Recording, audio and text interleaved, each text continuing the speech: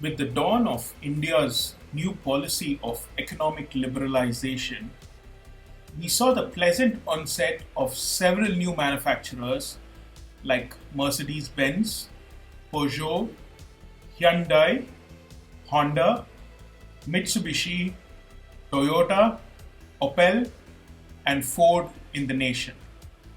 However, Mercedes Benz offered something no one else did: luxury cars.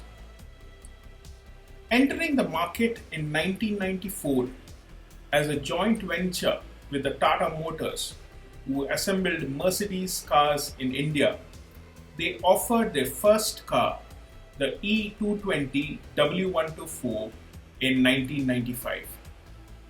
Priced obnoxiously high at 22 lakhs at the time, it was a flop for being too outdated.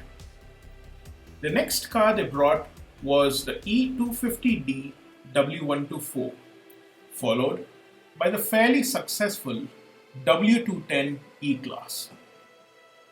After 24 years of release, these handsome cars have lost almost all of their value, as you can buy them for prices in between 1,50,000 and 7 lakhs. Provided how reputed Mercedes-Benz, particularly the W124 and previous generations are, this deal might be totally worth it if you look at the right place. As mentioned above, W124 sedans are available for prices between 1,50,000 and 7 lakhs.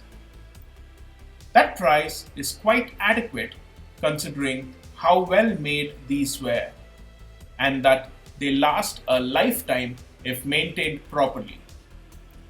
Fortunately, Mercedes-Benz has built a large dealer and service network in the last 2 decades. This means that OEM parts are not that sparse and you could get them for appropriate prices. This quality combined with the car's reputed toughness make it a great buy for someone looking for a classy and elegant car. Being a 90s German executive car, W124 excels at usability, especially because of its renowned soft ride quality that absorbs all bumps and potholes. Focused at comfort, it is quite an easy car to drive with a light steering. The relaxed engine performance has somewhat of its own charm with how refined it feels at both idle and while running. Its engine noise is extremely well contained. Just a glance at the seats makes you feel its comfort. The features are also not that bad, with a few electronics like the passenger side outer rear view mirror and all power windows. Most other features are operated mechanically, connecting the car to the driver. Both the rear leg room and boot space are decent, making it very usable. The best place to be in this car are the rear seats with the armrest, adjustable headrests, power windows, and great legroom. The safety is also good enough with airbags at both the front seats. However, the fuel mileage of 5 to 7 kilometers per liter for petrol and 9 to 11 kilometers per liter for diesel do not allow it to be that much of a daily driver due to the high running costs. Performance is the part where the car does not do as good.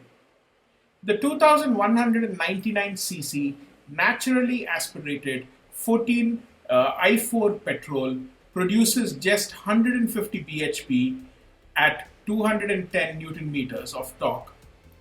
This takes the 1.4 ton car from a halt to 100 kilometers per hour in around 11 seconds, which is pretty slow from modern standards. While you can get a BMW 320D for almost the same price, but with a time of around 7 seconds. The transmissions available are a 4-speed automatic and a 5-speed manual. Being more of a comfort-oriented car, automatic transmission would be the go-to. The wheels are high-profile 185/70 R15s, and the brakes are ventilated discs on all 4 corners. You also get ABS, braking assist, and optional traction control assist as the electronics. While most of the things remain the same in the later released E250D, the engine changes. It is powered by a 2497cc naturally aspirated i5 diesel that produces 113 bhp and 173 Newton meters of torque. This makes the already slow car even slower in a straight line, giving it a 0 to 100 kilometers per hour time of around 15 seconds. A chip tune from ZR Chip Tuning can take your car to 139 bhp and 203 Newton meters with a stage 1 tune. On a positive note, this car does perform decently in real driving despite papers suggesting otherwise. When you start comparing this car to the modern ones, it gets somewhat disappointing. You can easily find newer Mercedes-Benz C-classes, E-classes, and even S-classes for the same price, as all of them have been hit by depreciation. Broadening the criteria to other manufacturers, you can easily find BMW 3 Series E90, 5 Series E60, and 7 Series E65 for around the same price. Audi also takes the cake with its equally potent A4, A6, and even older A8s. Jaguar has their V6 and V8 powered XF you could get for a slight premium. The V8 Volvo S80s can also be bought for quite low. If you are looking to go even cheaper, you could opt for a Hyundai Sonata from the early 2000s or the Sonata Embera from the late 2000s. The popularly imported Lexus LS could also be had for a slight premium, and the imported Toyota Mark II Grande X90 for a great discount. You could also opt for the Japanese Nissan Tiana, Toyota Camry, or Honda Accord, all of which could be picked up for the same price. Similarly, Skoda has their Superb, which is an excellent option too. The sibling company Volkswagen has the Passat, if you want to be sensible, and the Phaeton with a V6 and a W12 engine if you are crazy enough to buy it for a significant premium over the W124. The W124 scores 40 out of 100 in highway performance, 40 out of 100 in cornering performance, 80 out of 100 in ride quality, 100 out of 100 in parts quality and reliability, 70 out of 100 in practicality, 40 out of 100 in features, 60 out of 100 in aesthetics, 30 out of 100 in modification potential, 50 out of 100 in maintenance expenses, 40 out of 100 in value for money factor, and an overall average score of 55 out of 100.